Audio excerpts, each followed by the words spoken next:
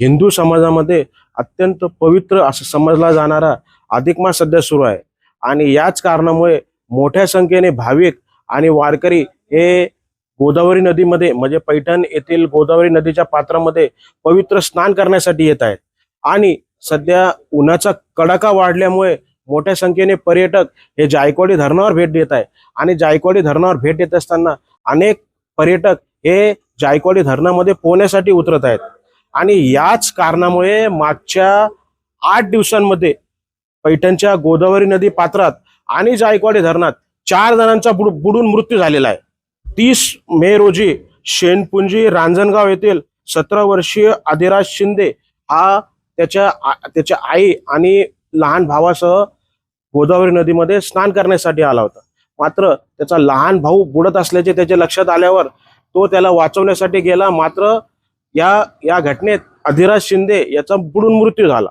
तर 31 मे रोजी छत्रपती संभाजीनगर येथील काही मित्र हे जायकवाडी धरणामध्ये पोहण्यासाठी आले आणि याच वेळेस 19 वर्षीय अभिषेक मनू भारती हा मुकुंदवाडी येथील संकेत सिद्धार्थ खरात हा 18 वर्षीय युवक असे दोघांचे मृत्यू झाले। जायकवाडी धरणामध्ये या दोघांचे बुडून मृत्यू झाले। तर 2 जून रोजी जायकवाडी धरणाच्या पायथ्याशी असलेल्या गोदावरी नदीच्या पात्रात अहिल्यानगर जिल्ह्यातील तिसगाव येथील इम्रान दगडू बागवान या 40 वर्षीय इसमाचा बुडून मृत्यू झाला।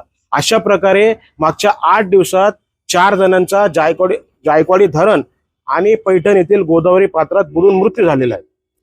तर आम्हाला पैठण येथे धोंड्याच्या महिन्यानिमित्त अधिक मासाच्या निमित्त स्नान करण्यासाठी येणाऱ्या भाविकांना आणि जायकवाडी धरणावर पोहण्यासाठी जाणाऱ्या पर्यटकांना आणि भाविकांना प्रतिष्ठान वार्ता न्यूज तर्फे एक आवाहन करायचे आहे। जर आपण पैठण येथील गोदावरी पात्रात धोंड्याच्या महिन्यानिमित्त स्नान करण्यासाठी येत असाल तर आपल्याला जर चांगल्या प्रकारे पोहता येत असेल तरच आपण नदी पात्रात उतरावे किंवा खोलवर जावे, अन्यथा आपण किनाऱ्यावर बसूनच स्नान करावा आणि विशेष करून आपण आपल्या लहान मुलांकडे लक्ष द्यावे। तसेच सध्या जायकवाडी धरणाची जी पाणी पातळी आहे ती पिचिंग लाईन म्हणजे जे दगड आहे त्याच्या खाली गेलेली आहे।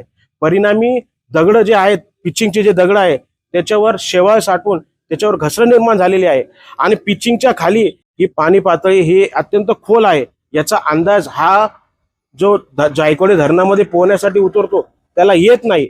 आणि नवीन जे मुलं असतात, नवीन ज्यांना पोहता येत नाही, ज्यांना थोडेफार पोहता येते, त्यांना याचा अंदाज येत नाही आणि यामुळे ते या धरणामध्ये त्यांचा बुडून मृत्यू होण्याची शक्यता असते। याच कारणामुळे आपण जर पक्के पोहणारे असाल तरच जायकवाडी धरणात पोहण्यासाठी उतरा, अन्यथा जायकवाडी धरणामध्ये पोहण्याचा बिलकुल विचार करू नका, असे आवाहन आम्ही प्रतिष्ठान वार्ता न्यूज तर्फे आपणास करत आहोत। प्रतिष्ठान वार्ता न्यूज साठी मी चंदन लक्कड, पैठण।